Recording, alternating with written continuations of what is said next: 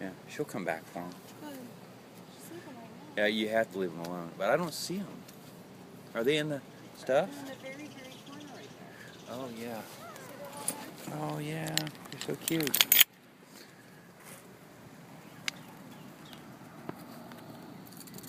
I hope she comes back for him.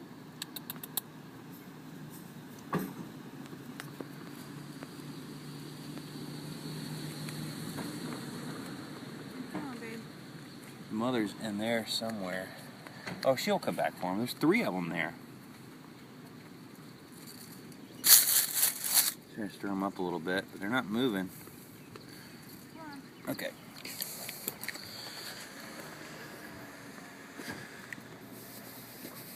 Yeah, the worst thing you could do would be touch them. Because if you touch them, I've heard that you can get their scent on the birds, and then they'll abandon them. But she's put them there. She's laid them there. They've hatched there. So her eggs has been in that little, you know,